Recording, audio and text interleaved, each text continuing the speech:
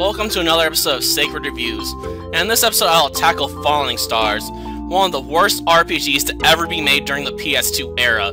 And while my criticisms are harsh, it's not because this game was intended for a young audience, but because this game is completely deserving of being ripped apart and lit on fire. Story-wise, the game is about a young spirit sent to the world of Dazlon in order to prevent a shift in the balance between good and evil. And in order to interact with this world, he possesses a young traitor named Luna, whose uncle is the one threatening to shatter the balance between the forces of light and darkness.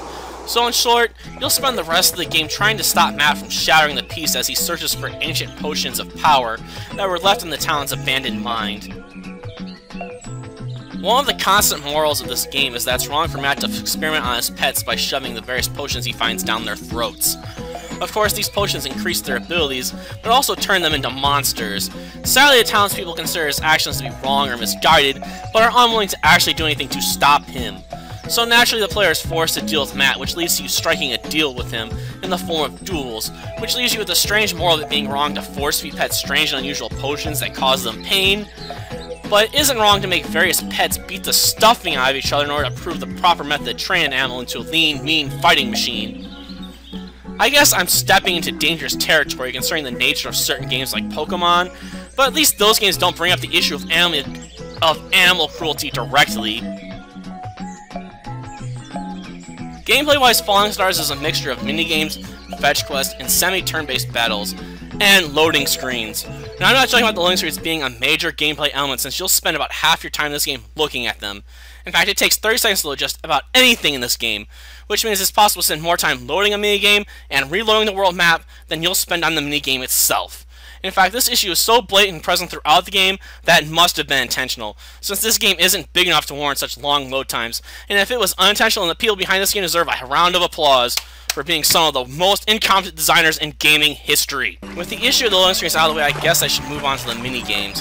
While the game does contain several mini-games which range from archery to boat racing, the main reason to play these games remains the same. And that reason is to earn moons, which you can use to purchase items needed to advance the story, or various items you can use on your pets, such as equipment and stat boosters.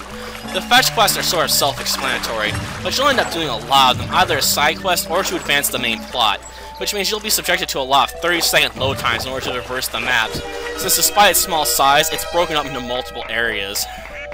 Outside of the minigames, you'll also have the combat system, which utilizes an active time battle system, or ATB for short. I'll be forthcoming in admitting that I have little love for this system, but the game does make this aspect of the game work in its favor to a degree, since a pet with a high agility can get in multiple attacks before their opponent does. On the downside, the game is rather lacking in terms of movesets, and it relies on the player deciding between utilizing a weak, strong, or mega attack. But this system does offer a little strategy as well. Every time your pet attacks, it gains 3 action points, and each of your attack's options requires more or less action points to perform. Not only that, the strength of the attack determines how much of your time bar goes down. On the downside though, the game also allows you and your opponent to attempt to block incoming attacks. This wouldn't be all bad if the enemy movesets were randomized, but they contain set patterns, with many opponents only having a single moveset. And since every moveset ends on a mega attack, it is possible to heavily restrict the amount of damage your character receives if you write down or memorize the enemy attack patterns. But to further undermine combat is the fact that Luna also performs actions during combat, such as stat buffing or healing, and the rate at which Luna can act is increased by rotating the right analog stick. But if you roll the stick in a certain way, Luna's bar will fill almost instantly, allowing you to heal your pet far faster than you can take damage. Another factor that goes along with combat is experience, and as you gain enough experience, the circles on your pet's stat screen will fill in with green. And you can spend those stored up experience points at your house, but be warned that you can only store up to 5 points this way, so any battles after you've earned 5 points won't net you anything but a few moons. And training at your house can also allow you to purchase perks to further enhance your pet, such as increased healing or increased damage for your attacks, but you can only purchase so many perks throughout the game, and this appears to be tied to your level. But you do seem to max out around level 50 or so. And one final gameplay element I almost forgot despite its importance is that everyone in town are highly judgmental pricks and refuse to do business with you based on your outfit's design or color. So if you want to do any of the side quests or mini-games, you better make sure the character in question likes your appearance before you go to speak with them. Or maybe you should go and talk with them anyway, to hear their lame excuses for why they can't trade with you, such as them feeling sick all of a sudden, or having to go do an important experiment.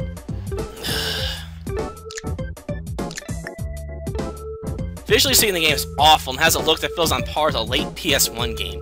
In fact, I go as far as to say that the character and world design in several PS1 games are far superior to this piece of crap. Sound-wise, the game is strangely relaxing, but the small number of tracks makes this game sort of a chore to sit through, and can even lull the player to sleep. And I really shouldn't feel sleepy or bored while trying to knock out a pet-turned monster. Falling Stars is a mess of a game, but its ungodly loading times kill any fun that could have been had with this title, so just avoid it. Seriously, this is probably the worst game on the PS2. Well, maybe not the worst, but it's definitely the worst RPG on the PS2.